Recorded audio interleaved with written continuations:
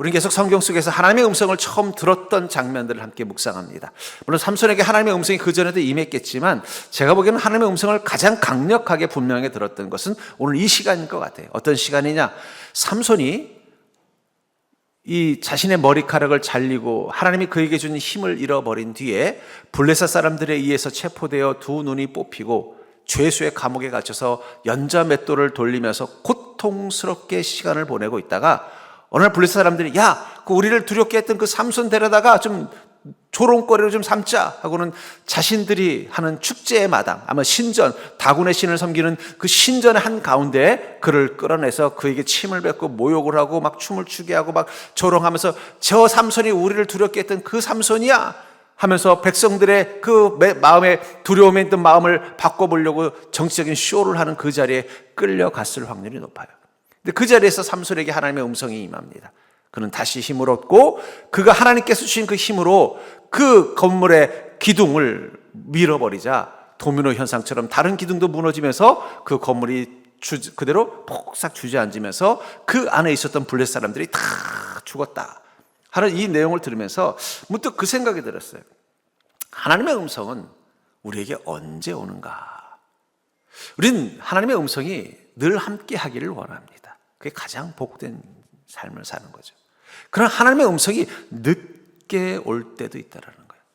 어쩌면 삼손은 오랫동안 하나님의 음성을 듣지 못했을 것입니다. 물론 그것은 하나님의 문제는 아니에요. 삼손이 어리석었기 때문에. 하나님은 삼손에게 어릴 때부터 주님 앞에 구별된 자로 살게 하셨습니다. 그러나 삼손은 그렇게 살지 않았어요. 하나님은 그에게 힘을 주셨습니다. 그러나 삼손은 그 힘을 하나님의 영광을 위해 쓰지 않았어요. 우리 성경에 보면 삼손이 막 힘을 쓴 장면들이 나오지만 보면 그건 하나님을 위해서 쓴 게 아니에요. 지 감정을 위해 쓴 거예요. 블레셋 사람들이 좀 기분 나쁘면 가서 두들겨 패버리고, 블레셋 사람들이 자기를 죽이려고 하면 가서 싸워서 죽이고, 블레셋 사람들이 자기 못마땅하게 하면은 그 사람들의 그 밭을 불태우는 데 쓴을 썼어요. 순수하게 하나님의 영광을 위해 쓴 게 아니라 자신의 감정을 위해 썼던 것입니다. 물론 다행히 그래도 그나마 삼손이 얌심은 있어서 이스라엘 사람들을 그 힘 가지고 괴롭히진 않았다는 거예요. 블레셋 사람들을 괴롭혔기 때문에 우리는 그가 좋은 일을 했다고 생각하지만 인간적으로 보면 뭐예요? 하나님이 주신 그 힘을 지 마음대로 썼던 어리석은 인생을 살았어요. 하나님 보시기 얼마나 화가 났겠어요. 그것도 부족해서 어떻게 돼요? 이상하게 삼손의 눈에는 이스라엘의 예쁜 아가씨들은 안 보이고 다 블레셋의 아가씨에게만 눈이 가는 거예요. 그것도 하나님이 싫어하는 일이었을 것입니다. 그리고 술 취해 잠들었던 걸로 봐서는 독주를 마시지 말라는데 독주를 마셔. 하나님이 하라는 일은 안 하고 하지 말라는 일만 했던 자였다는 거예요. 이미 하나님은 그 곁에 떠나 있었을 거예요. 그리고 그 떠남의 극단이 뭐예요? 그의 머리카락이 잘리고 힘을 잃어버린 시간인 것입니다. 하나님이 우리의 죄와 어리석음에 대해서 참으실 때가 있어요. 그때는 여전히 주님의 은혜가 내 삶 속에 있는 것을 경험합니다. 근데 어느 순간 마치 삼손의 머리카락이 잘리는 것처럼 하나님께서 더 이상 내가 너와 함께 할 수 없다라고 결정하실 때가 있다는 거예요. 그게 임계점이에요. 그 순간 어떻게 돼요? 힘을 잃어버린 삼손처럼 우리가 주님의 은혜를 잃어버릴 때가 있어요. 그때서야 삼손은 깨달았을 것입니다. 하나님께서 나를 떠나셨구나. 그 절망 속에서 그는 고통 속에서 두 눈을 잃고 또 이 블레셋 감옥에 이 연자맷돌을 굴리는 이 고통스러운 형벌을 받으면서 하루를 절망적으로 살아가면서 그도 하나님께 부르짖었을 거예요. 하나님, 제가 어떻게 하면 좋습니까? 그리고 드디어 하나님의 음성이 다시 임했을 때 그는 예전의 힘을 회복했고 그 힘을 통해서 블레셋 사람들을 무너뜨릴 수 있었다라고 말하고 있다는 거예요. 우리도 그렇죠. 우리 인생에 실패를 경험할 때가 있다. 실패라는 게 어쩌면 다른 말로 표현하면 하나님이 나를 떠나셨거나 내게 침묵하고 있는 시간을 경험하는 것입니다. 삼손이 하나님 주시는 그 힘을 잃어버리자 그의 인생은 아무것도 아닌 힘들고 고통스러운 인생이 된 것처럼 말이에요. 그리고 그 실패는 후유증이 커요. 두려움을 갖게 하는 거예요. 저는 그런 의미에서 어쩌면 왜 우리 시대는 이 실패에 대한 두려움이 더 강할까? 그것은 우리 개인적인 역량의 문제도 있지만 사회 구조적인 문제도 있는 것 같아요. 옛날에 농경 사회에서는요, 한 번 농사 망쳤다고 끝나는 건 아니에요. 올해 농사 망쳤어도 어떻게 해야 돼요? 겨울만 잘 나고 내년 봄만 잘 이겨내면 내년에 또 농사를 져서 다시 일어설 수가 있어요. 그러니까 농경 사회에서는 어쩌면 지금 우리 세대보다 실패에 대한 두려움이 덜했을 거예요. 아유, 그래, 올해는 하나님이 복을 안 주셔서 이번 농사는 망쳤다. 참자. 겨울만 잘 이겨내자. 그리고는요, 풀뿌리 캐 먹으면서 견뎌내고 다음에 농사져서 또 풍년이 일어나면 다 잊어버리는 거예요. 근데 이 농경사회가 산업사회, 상업사회로 가면서 얘기가 달라져요. 여러분, 장사하는 사람은 한번 실패하면요, 회복하는데 시간이 오래 걸립니다. 생각해 보세요. 자본금 다 잃어버렸죠. 물건들 다 잃어버렸죠. 거래처 다 잃어버리면 그거 다시 회복하려면 어떻게 돼요? 그 다음에 농사져서 되는 게 아니에요. 다시 자본금을 마련해야 되고, 잃어버린 신뢰를 회복해야 되고, 또 새로운 물건을 개발해서 그걸 팔 수 있는 활로를 찾는 데까지 수년이 걸릴 수도 있고, 수십 년이 걸릴 수도 있고, 아예 회복이 안 될 수도 있어요.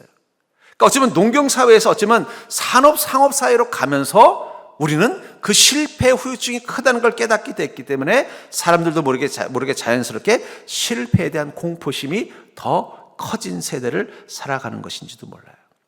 그런 의미에서 현대인들은 늘 이 실패에 대한 공포심을 가지고 있습니다. 특별히 우리나라는 이 IMF라는 고통스러운 실패의 시간들을 겪고 나서는 일종의 실패가 마음속에 두려움의 대상이 되어져 있다는 거예요.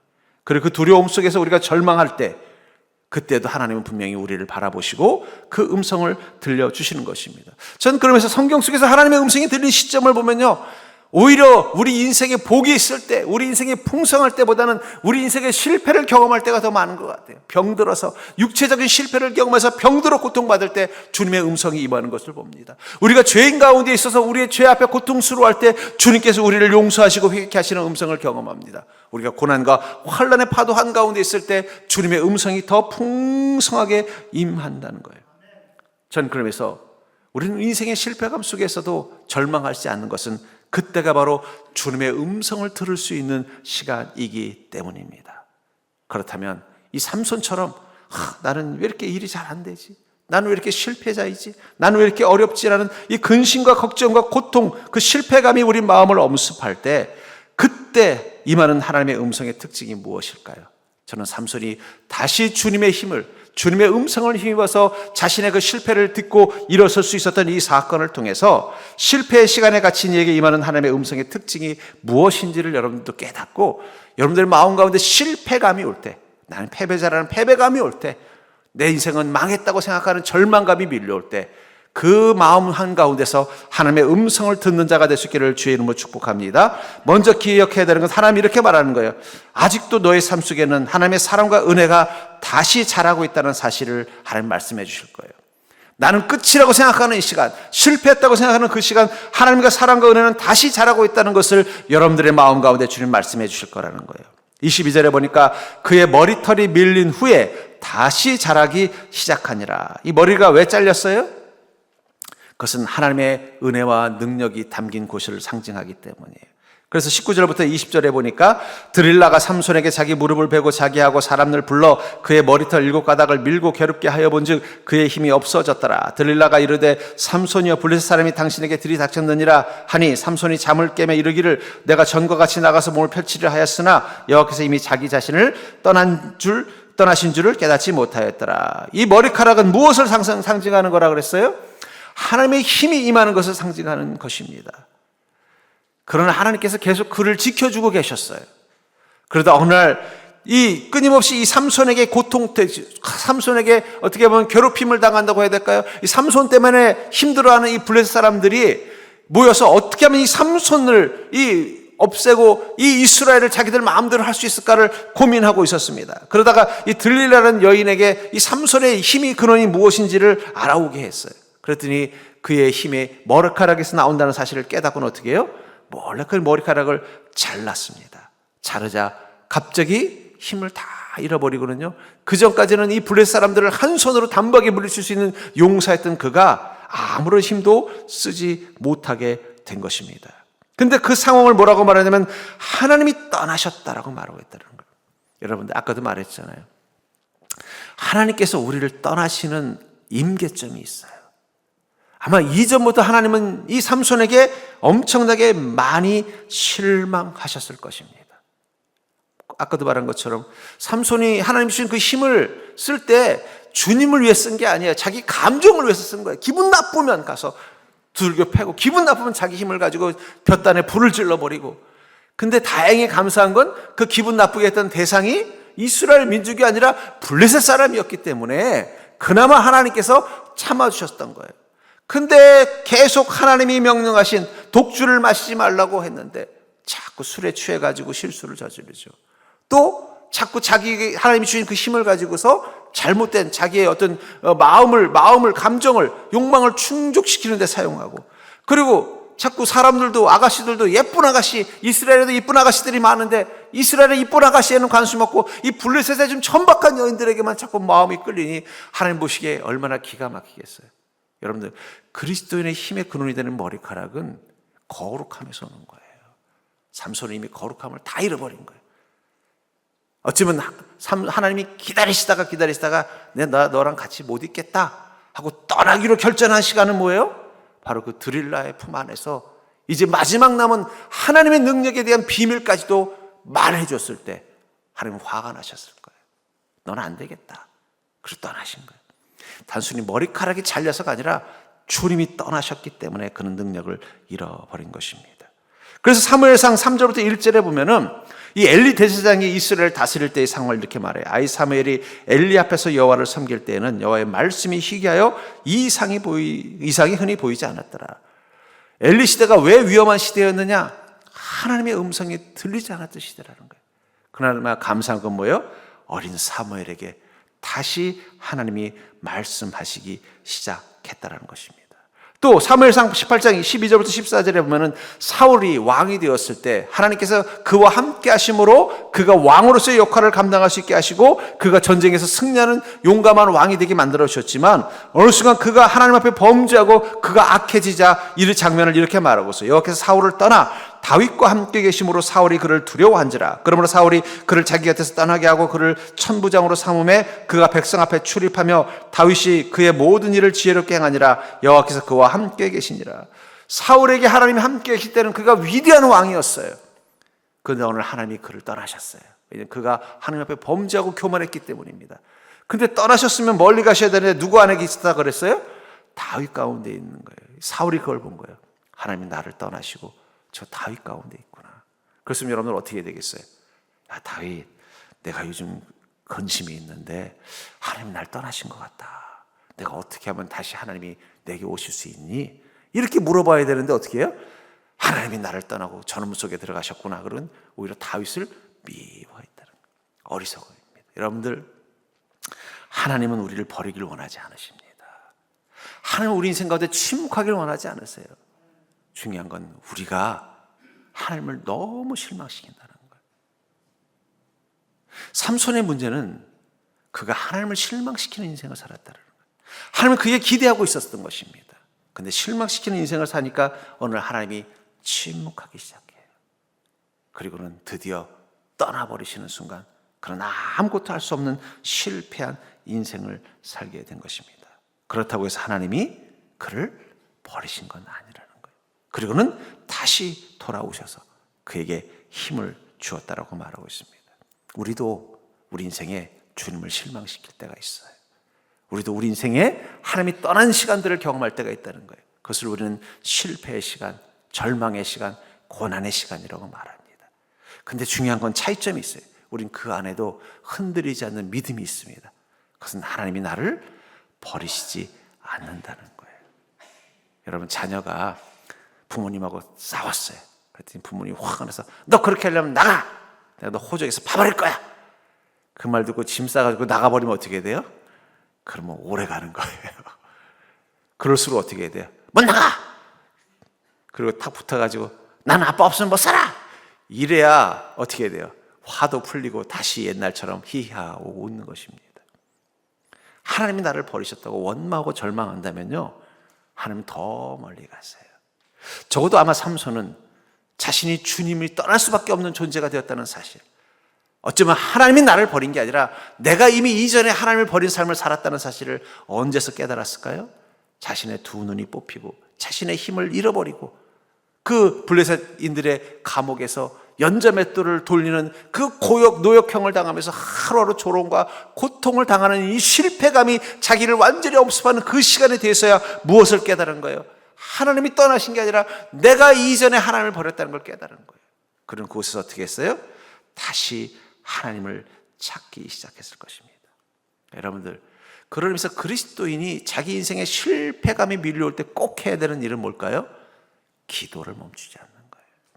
출애굽기 6장 4절부터 5절에 보면은 애굽에서 고통받고 있었던 이스라엘 민족을 하나님께서 모세를 통해서 구원하시기 위해서 모세를 부르시면서 이렇게 말씀하세요. 가나안 땅 곧 그들이 거류하는 땅을 그들에게 주기로 그들과 언약하였더니 이제 애굽 사람이 종으로 삼은 이스라엘 자손의 신음소리를 내가 듣고 나의 언약을 기억하노라. 저는 이 장면을 보면서 그 생각이 들었어요. 애굽에서 왜 400년간 이스라엘 민족은 살았을까? 처음에 요셉을 따라 갔을 때만 해도 애굽은 참 살기 좋았어요. 왜냐하면 요셉이 힘 있는 사람이었고 요셉의 형제니까 어떻게 돼요? 집안으로 지금으로 치면 좋은 가문이 된 거예요. 처음에는 잘 살고 떵떵거리니까 어느 순간 점점 누굴 잃어버렸을까요? 하나님을 잃어버렸을 거예요. 근데 왕조가 바뀐 거예요. 요셉을 좋아하고 자기들을 잘 밀어주던 애굽의 왕조가 다른 왕조로 바뀌면서 어떻게 돼요? 오히려 자신들을 너무 많다고, 잘못하면 자신의 적과 내통할까 봐 두려워서 어떻게 해요? 핍박할 때서야 비로소 이스라엘 민족은 깨달은 거예요. 아, 이곳은 하나님이 계신 곳이 아니구나. 그럼 그때부터 어떻게 돼요? 하나님, 우리를 도와주시옵소서. 하나님께서 과거 우리 조상들에게 이 가나안 땅 주시겠다고 하셨잖아요. 우리가 이 애굽에서 오래 살아보니까 이 땅은 아무리 오래 살아도 우리가 주인이 될 수 없는 땅이네요. 오히려 지금 더 우리는 종이 되어서 고통받는 땅이 됐습니다. 우리를 다시 가나안 땅으로 돌아갈 수 있도록 우리의 조상에게 하셨던 그 약속을 기억하여 주시옵소서. 부르짖는 순간 하나님이 다시 그들을 보시기 시작하신 거예요. 여러분들, 우리도 실패할 수 있습니다. 우리가 또 성공을 통해서 우리 인생을 살다 보면 어느 순간 하나님을 잃어버릴 수도 있어요. 아까도 말한 것처럼 어쩌면 하나님이 삼손을 떠나기 전에 이미 삼손은 오래전에 하나님을 떠났던 거예요. 그러나 정신 차리고 보니까 어떻게 돼요? 주님을 떠난 자리에서 자신이 거둬들이는 것은 실패와 절망이라는 걸 깨닫고 어쩌면 그는 연자맷돌을 돌리면서 하루 종일 보냈겠어요. 전에 눈이 말짱할 때는 어디 예쁜 블레셋 아가씨 없나 쫓아다니고, 어디 맛있는 술 없나 술 마시러 돌아다니고, 어디서 내 자신이 정말 대단한 존재라는 걸 좀 과시할 수 있는 자리는 없나 해서 사람들 앞에서 막 힘을 자랑하고, 또 자기 마음에 안 드는 사람이 두들겨 패면서 거침없이 불량배처럼 살던 그 인생을 살다가 갑자기 두 눈을 뽑히고 힘을 잃어버리고 실패자로 사는 순간, 그때서야 정신 차리고 아마 연자맷돌을 돌리면서 매일매일 기도했을 것입니다. 하나님, 나는 죄인입니다. 주님의 은혜가 없으면 살 수 없음을 이제서야 깨달았네요. 그 고백을 하는 순간 그의 마음속에서 자라기 시작한 것이 있습니다. 그것이 바로 삼손의 머리카락이에요. 하나님의 사랑과 하나님의 은혜가 다시 자라기 시작하는 거예요. 여러분들 꼭 기억하십시오. 절대 옆 사람 볼까요? 당신은 하나님을 잊어버렸어도 하나님은 당신을 결코 버리지 않으십니다. 우리가 실패감 속에서, 우리가 자초한 일일지라도 이 고통 속에서 우리는 다시 하나님을 기억해내기만 하면 돼요. 삼손이 그 하나님을 다시 기억해내는 시간은 그가 힘이 있을 때가 아니었어요. 힘을 다 잃어버릴 때, 그가 두 눈을 멀쩡히 뜨고 자기 뜻대로 살 때가 아니었어요. 두 눈을 잃고 길을 잃어버렸을 때, 그가 자기가 원하는 대로 마음껏 살 때가 아니었어요. 손과 발에 쇠사슬에 채워가지고 어쩔 수 없이 고통의 연자맷돌을 하루하루 돌리는 암흑의 시간을 살아야 할 때였어요. 그러나 그때 그는 다시 하나님을 찾고 하나님께 기도했습니다. 여러분들의 마음이 그 연자맷돌을 굴리고 있는 블레셋 감옥 속에 있는 삼손 같은 마음이라면, 여러분들 그 고통의 시간 속에 신음할 것이 아니라 기도하시기를 주의 이름으로 축원합니다. 기도하면 우리 안에서 다시 자라는 그 하나님의 은혜의 머리카락이 있다는 거예요. 하나님의 관심의 머리카락이 있다는 거예요. 그래서 이제 애굽 사람이 종으로 삼은 이스라엘 자손의 신음소리를 내가 듣고 나의 언약을 기억하노라. 하나님의 언약, 내가 너의 힘이 될 것이고 내가 너의 권능이 될 것이고 내가 너에게 약속하신 이것을 누릴 인생이 되게 하겠다는 그 언약을 주님이 기억하시면서 우리는 다시 한번 이 실패의 감옥에서 벗어날 수 있게 되는 것입니다. 두 번째로 삼손에게 임한 하나님의 음성을 통해서 이 실패의 시간에 갇힌 이에게 임한 하나님의 음성의 특징은 바로 나의 실패도 하나님의 영광이 될 수 있다는 음성이에요. 얘야, 너는 실패했지만 그것이 나에겐 영광이 될 수 있다라고 말씀하시는 음성이라는 것입니다.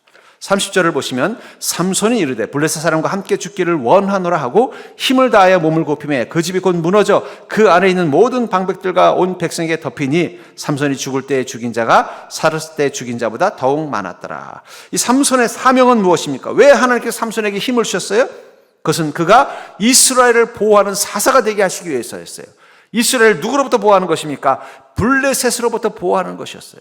적어도 아까도 말한 것처럼 삼손이 자기 멋대로 거룩함을 잃어버리고 하나님이 원하지 않는 모습으로 살았지만 그래도 그나마 하나님이 그를 봐줄 수 있었던 건 뭐예요?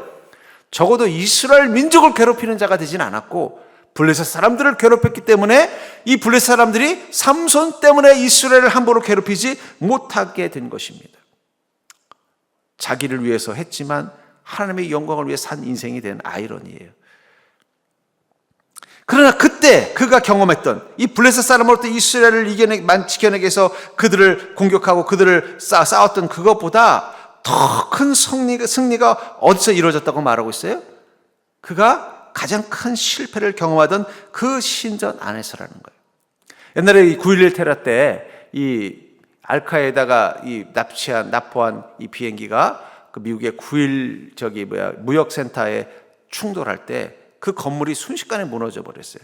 사람들은 어떻게 생각하냐면 비행기가 부딪혔으면 불이나 좀 나고 말 줄 알았더니 그 통째로 무너져 버렸어요. 근데 그 이유가 뭔지 아세요? 그 비행기에서 나오는 열기가 그 건물을 지탱하는 그 안에 있는 쇳덩어리들을 다 녹였기 때문이래요. 쇠가 녹아버리니까 어떻게 힘을 지탱 못하니까 그 무기 앞에 주저앉아 앉았다고 말하고 있습니다. 아마 이 신전도 마찬가지일 거라고 봐요.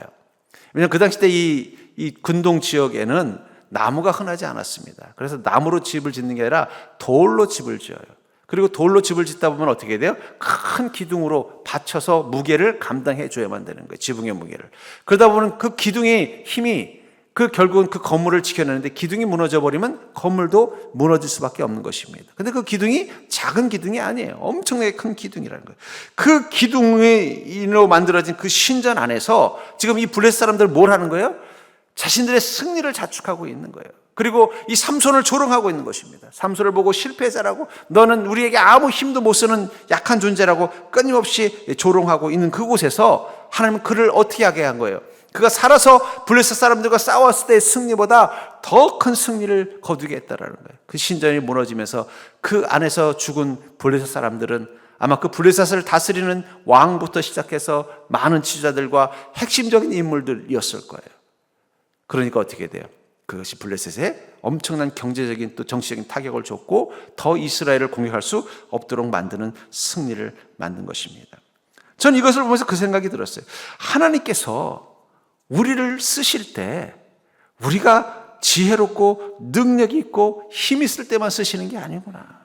하나님께서 우리를 쓰실 때 내가 내 인생에 좋은 것들을 거두고 뭔가 내 인생이 승승장구할 때만 쓰시는 것이 아니라 실패하실 때도 쓰시는구나. 저는 그게 하나님의 주특기인 것 같아요. 로마서 8장 28절에 보면 우리가 알거니와 하나님을 사랑하는 자 곧 그의 뜻대로 부르심을 입은 자들에게는 모든 것이 합력하여 선을 이루느니라. 하나님은요, 하나님의 일을 하실 때 어떻게 하신다고요? 우리가 가지고 있는 인생의 실패와 고통까지도 합력해서 선을 이룸을 통해서 사용하신다는 거예요. 저는 그게 하나님의 주특기라고 생각합니다. 그 영국의 바스키아라고 제가 알고 있어요. 한 유명한 화가가 있는데 이 사람은 벽화를 그리는 사람으로 유명해요. 근데 이 사람이 어디에 주로 많이 그리느냐? 허름한 건물에다가 벽화를 그린대요. 뭐 예를 들어 풍선을 들고 있는 소녀 이런 거. 근데 그 낡고 허름한 집에 그 벽화를 그리면요, 그 순간 그 벽화 하나의 가격이 엄청나게 비싸니까 그 집이 명소가 되고 그 집값이 확 뛴다는 거예요. 그 집은 낡고 또 언제 무너질지도 모르고 또 그걸 무너지고 새 집을 지어야 될 만큼 초라한 집인데 거기에 그 화가가 그림을 하나 그려놓으면 그 순간 그 건물은 값이 확 올라가 버린다. 건물 주인이 그것 때문에 뭐 대박이 났다는 기사를 가끔씩 보면서 어쩌면 그게 우리 인생일 수도 있겠구나.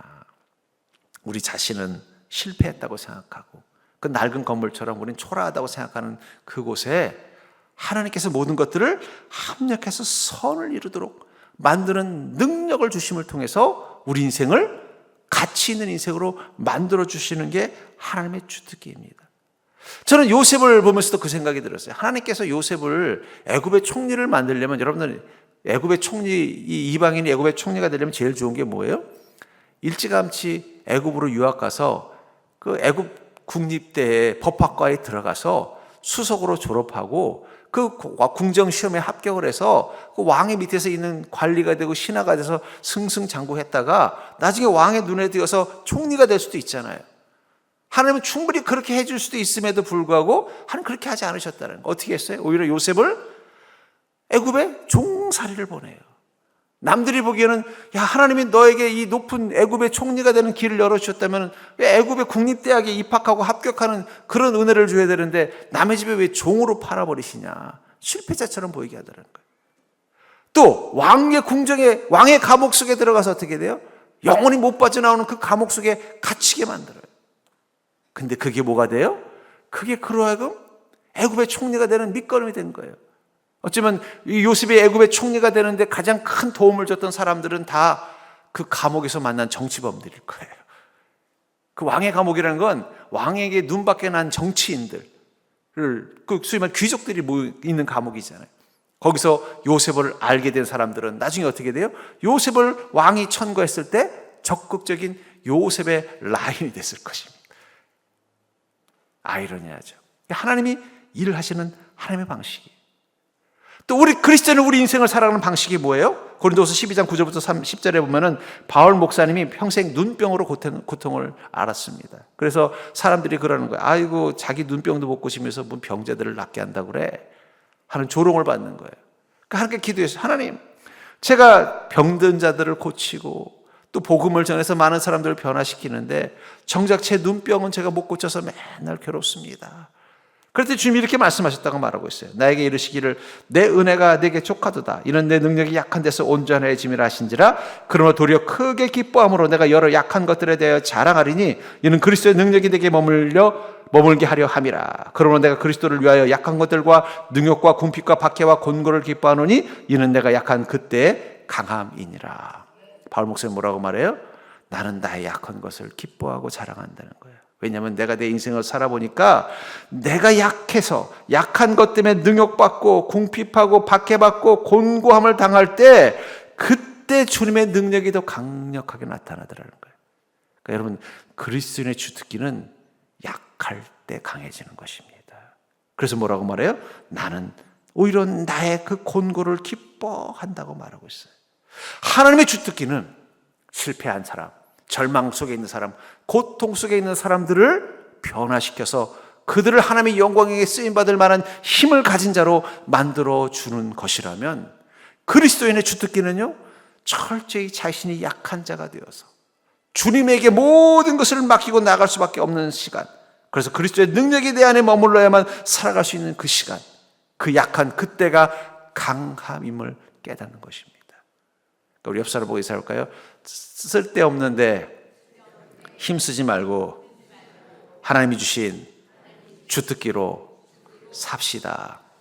하나님 여러분들에게 여러분들의 인생을 살아갈 수 있는 주특기를 주셨다니까요. 어떤 거요? 내가 약한 그때 강함이 되는 주특기. 그리스도의 능력이 언제 머문다고 말하고 있어요? 내가 능욕과 궁핍과 박해와 곤고를 경험하는 약함의 시간이 있다는 거예요. 내 자신이 실패자라고 느껴지는 그 시간, 그때가 바로 하나님의 주특기가 발동되는 시간입니다. 내가 너무나 약한 자라서 내 인생의 문제로 인하여 곤고하고 능욕당하고 내가 초라해지고 내가 자존심도 상하고 두렵고 억울하고 하루하루가 끔찍하게 느껴지는 시간이 내가 가장 강해지는 시간이라는 거예요. 그래서 그리스도인들은 어떻습니까? 실패를 두려워하지 않아요. 실패를 절망하지 않아요. 왜냐하면 그때가 어떤 시간이에요? 하나님의 주특기가 발동될 시간이고 나의 주특기가 바로 그 시간이기 때문에. 전 그러면서 어쩌면 우리 그리스도인이 경험하는 실패감은 후회와 억울과 두려움의 감정을 가지고 오지 않습니다. 오히려 내가 실패했다고 생각할 때, 이제야말로 내가 더 주님을 의지해야 될 때구나. 이제야말로 내가 더 주님께 기도해야 될 때구나. 이제야말로 내가 하늘의 소망을 품고 나가야 될 때구나. 하나님이 주신 힘이었는데 그 힘을 자기 것이라고 착각했던 삼손은 그 힘을 가지고 뭘 했어요?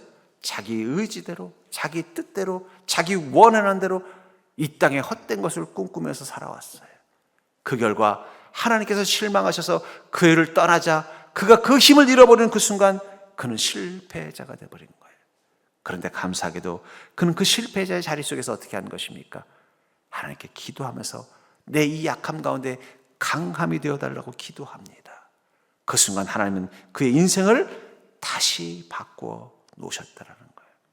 여러분들 중에도 인생의 고통의 연자맷돌을 돌리듯 실패감이 여러분들의 마음의 무게가 되어서 그 무게의 힘에 눌려서 힘들게 살아가는 시간을 경험할 수도 있을 거예요. 근데 중요한 건 그때가 뭐라고요? 주특기 쓸 때다. 나의 약함이 강함이 되는 그 주특기, 주님께서 내 인생 가운데 힘이 되시는 그 주특기, 그리스도의 능력이 내게 머무는 그 복된 시간, 그것을 만들 수 있는 믿음 되기를 주의로 축복합니다. 그러려면 내 마음에 뭐가 있어야 돼요? 나의 실패도 하나님의 영광이 될 수 있다. 그냥 실패는 실패가 아니라 하나님의 영광이 될 수 있는 기회라는 거예요. 그 바스키안가 하는 그 유명한 화가가 그 그림을 저 부잣집에도 좀 그려주면 좋겠는데 그분은 부잣집에는 안 그려준대요. 가난한 집, 허름한 집, 무너져가는 집, 거기다 그려준다는 거예요. 하나님의 은혜는 우리의 가난한 마음, 절망의 마음, 실패의 마음 가운데 그려주십니다. 전 여러분들이 그 소망이 여러분들 그 실패감을 후회와 억울과 두려움이 아니라 주님을 더 의뢰하는 마음으로, 주님께 더 간구하는 마음으로, 주님을 향하여 소망을 품는 마음으로 바꿀 수 있는 지혜가 있기를 주의 이름으로 축복합니다. 세 번째로 이 삼손에게 임한 하나님의 음성을 통해서 실패의 시간에 갇힌 이에게 임하는 하나님의 음성의 특징은 먼저 내면의 실패감을 무너뜨리는 용기 있는 믿음이 필요하다는 거예요. 그렇다면 우리가 이 실패감으로부터 어떻게 벗어나야 되느냐? 그것을 무너뜨릴 수 있는 용기 있는 믿음이 있어야 된다는 것입니다. 28절부터 30절을 보면은 삼손이 여호와께 부르짖어 이르되 주 여호와여 구하옵나니 나를 생각하옵소서. 하나님이여 구하옵나니 이번만 나를 강하게 하사 나의 두 눈을 뺀 블레셋 사람에게 원수를 단번에 갚게 하옵소서 하고, 삼손이 집을 버틴 두 기둥 가운데 하나는 왼손으로 하나는 오른손으로 의지하고 삼손이 이르되 블레셋 사람과 함께 죽기를 원하노라 하고 힘을 다하여 몸을 굽히매 그 집이 곧 무너져 그 아래에 있는 모든 방백들과 백성에게 덮이니 삼손이 죽을 때 죽인 자가 살았을 때 죽인 자보다 더욱 많았더라.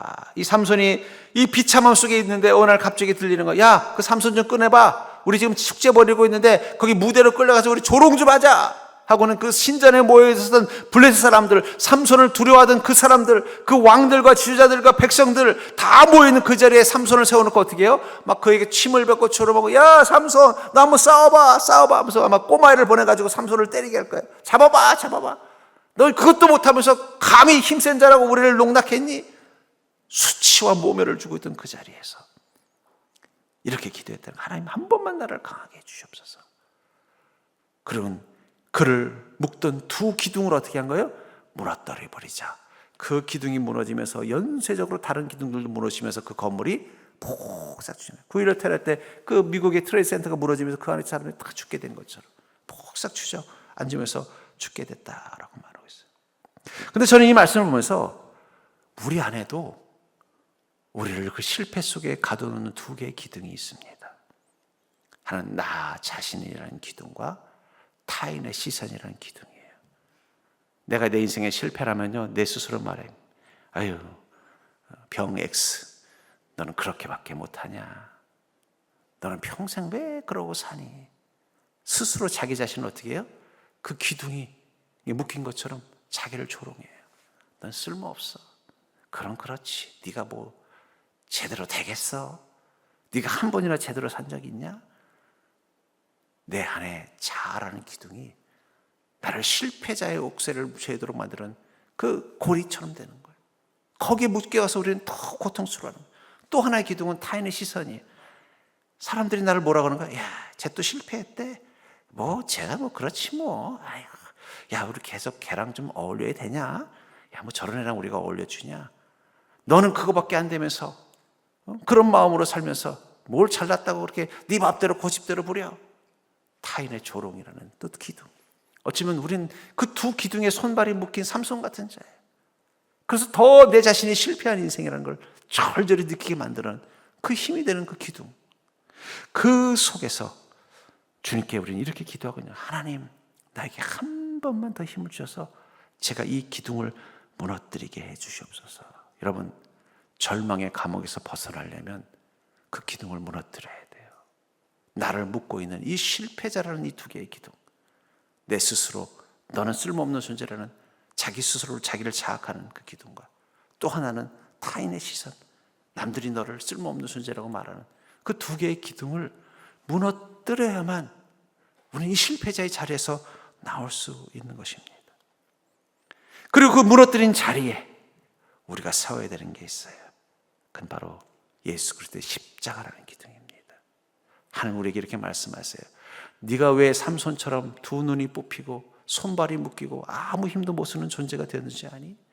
네가 의지했던 두 개의 기둥, 너 자신, 그리고 다른 사람들의 인정과 존경과 사랑이라는 이 두 기둥이 너를 묶고 있었기 때문이야. 이제 그것들을 무너뜨려라. 그리고 오직 예수 그리스도의 십자가만 너의 마음을 바치는 기둥으로 삼아라. 그때서부터 우리는 그 실패의 감옥에서 벗어날 수 있는 것입니다. 전 그러려면 우리에게 필요한 가장 중요한 게 뭘까요? 나를 묶고 있는 이 기둥이 우리가 무너뜨려야 될 것이라는 생각을 갖는 거예요. 우리는 그 기둥에 갇혀 있을 존재가 아니에요.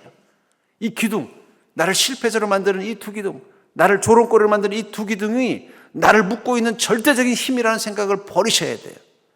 우리는 어떤 존재예요? 사사기 13장 5절에 보니까 보라, 내가 임신하여 아들을 낳으리니 그의 머리 위에 삭도를 대지 말라. 이 아이는 태에서 나온 무로부터 하나님께 바쳐진 나시림이 됨이라. 그가 블레셋 사람의 손에서 이스라엘을 구원하기 시작하리라.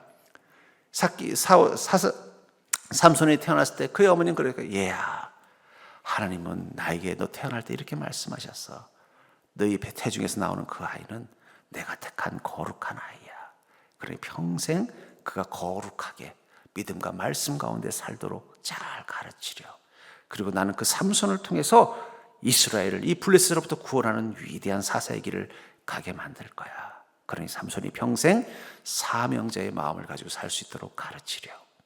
그 음성은 삼손이 아니라 삼손의 부모에게 임한 음성이었습니다. 그 음성을 따라 삼손을 키우면서 끊임없이 그의 어머니는 말했을 거예요. 삼손, 기억해라. 너는 그냥 태어난 것이 아니라 하나님께서 너를 거룩하게 태어나게 한 존재야.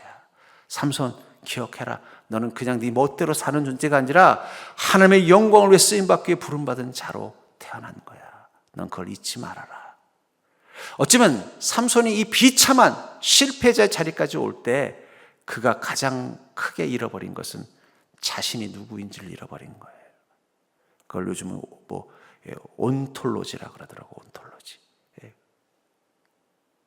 자신이 누구인지를 잃어버린 것입니다. 여러분들 기억하십시오. 하나님은 여러분들을 거룩하게 태어나게 하셨어요. 우리가 자꾸 잊어버리니까 어떻게 돼요? 아유, 말씀대로 사는 거 이렇게 피곤해. 믿음 가운데 사는 거 이렇게 피곤해. 제가 한번 그 스페인 이 공주, 스페인인지 영국인지 어떤 왕가의 그런 장면을 뉴스에서 봤는데, 보니까 이제 어린 공주와 아마 영국인 것 같아요. 어린 왕자가 어디 행사가 있었나 봐요. 행사가 있는데 어린 이제 동생 왕자는 이제 아직 개구지니까 짓궂은 짓을 한 거예요. 그랬더니 옆에 있었던 그 공주 딸 누나가 딱 치더라고요. 그 나이 때면 할 수 있는 행동인데 딱 제재를 하는 거예요. 또 그 어린 공주가 어떤 행동을 했더니 그의 엄마인가 봐요. 왕비가 그 딸을 이렇게 딱 제재를 하더라고요. 제가 보면서 그랬어요. 저 나이 때 저렇게 하는 게 정상인데 저걸 왜 못하게 할까? 왜 그럴까요? 말하는 거예요. 넌 잊지 마라. 넌 이 나라의 왕자야. 넌 잊지 마라. 넌 이 나라의 공주야. 너는 왕자와 공주란 걸 기억하고 살아야지. 여러분, 우리가 무엇을 할 것인가, 어떻게 살 것인가를 만드는 가장 근원되는 온톨로지는 내가 누구라는 거예요? 하나님께서 나를 거룩한 자로 태어나게 하셨다는 거예요. 나시린으로 태어나게 하셨다. 왜 우리가 믿음과 말씀 가운데 살아야 되느냐?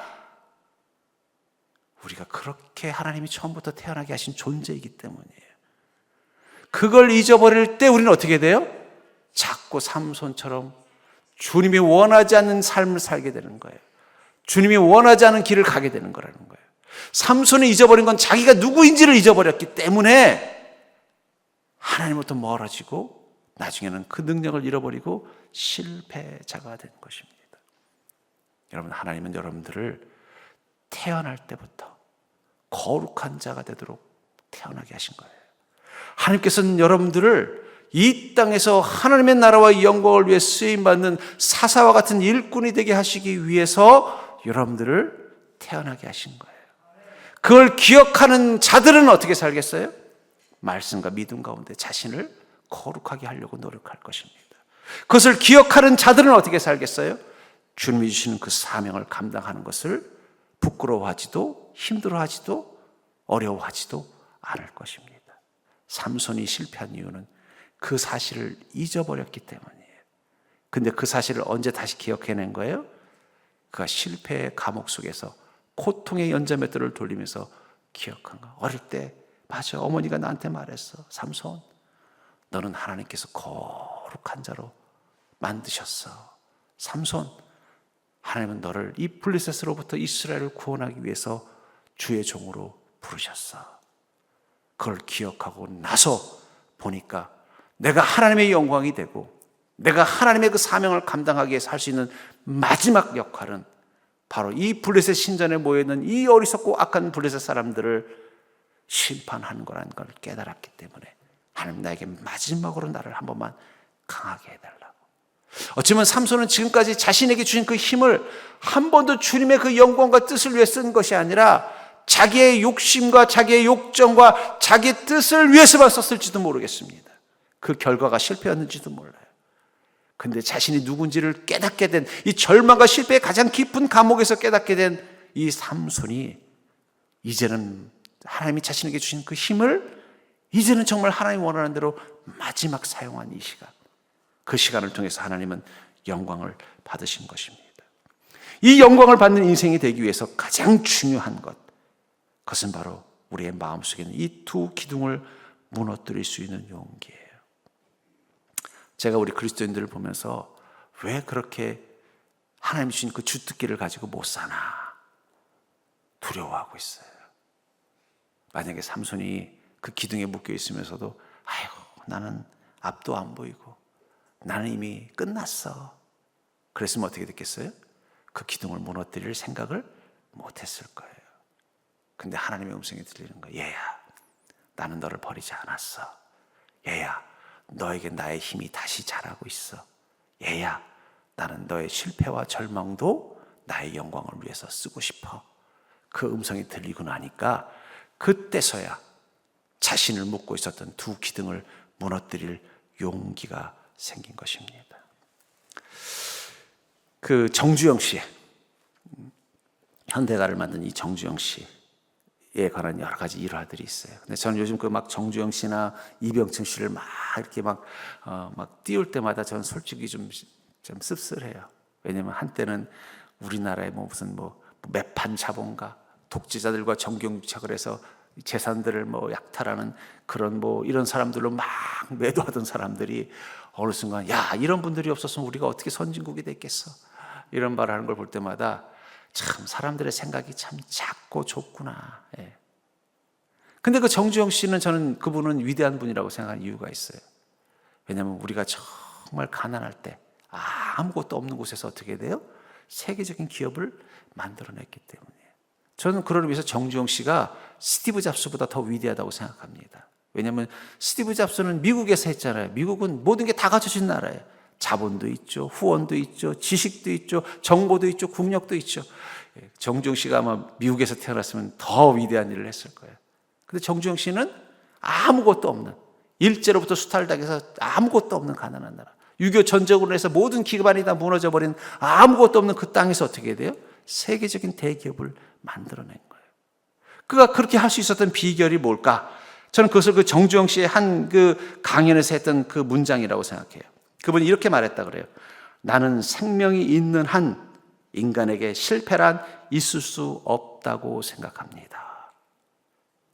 그러니까 정주영 씨의 마음속에 뭐가 없다는 거예요? 실패라는 단어가 없었다는 거예요. 어려울 수는 있죠. 힘들 수는 있죠. 하지만 그건 실패한 게 아니에요. 이겨내야 되는 도전의 과목이라는 거예요. 전 그러면서 우리 그리스도인, 우리는 어쩌면 이 세상 풍요라는 그 신전, 풍요를 추구하는 다곤의 신전에 그 비판이라는 두 기둥에 묶여있는 실패자와 같은 존재라면 오늘 우린 이곳에서 그 실패감을 무너뜨려야 됩니다. 왜요? 오늘의 실패감이 내일의 실패의 원인이기 때문이에요. 우리가 그 실패감에 묻혀있는 한 내일 주님이 기회를 줘도 우리는 감당할 수 없어요.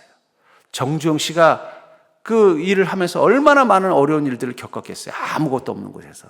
그래도 그걸 이겨내고 해결할 수 있었던 비결은 딱 하나예요. 그의 마음속에는 실패라는 단어, 실패감이 없었기 때문이라는 거예요. 저는 그리스도인도 마찬가지라고 생각합니다. 삼손이 그 절망의 시간을 이겨낼 수 있었던 것은 그가 그 실패감을 주님을 의지하는 믿음으로 이겨냈고 그 주님의 음성을 힘입었기 때문이라고 생각합니다. 혹시 여러분들 중에 마치 그 기둥에 묶여있는 삼손처럼 스스로에게 나는 이거밖에 안 되는 존재야, 나는 실패한 존재야, 또 주변에서 나를 너는 아무 쓸모없는 존재라고 말하는 것처럼 느껴지는 심령이 있다면 지금 여러분들에게 필요한 가장 큰 믿음의 용기는 그 두 기둥을 무너뜨리고 여러분들을 초라하게 만드는 그 신전의 마음으로부터 나오는 것입니다. 그리고 여러분들 예수 그리스도의 십자가를 기둥으로 세운 새로운 집을 지으십시오. 주님의 은혜가 임하는 집을 만드십시오. 그게 바로 여러분들이 앞으로 살아야 될 내일입니다. 저는 여러분들이 그 복된 날을 꿈꿀 수 있는 자가 될 수 있기를 주의 이름으로 축원합니다.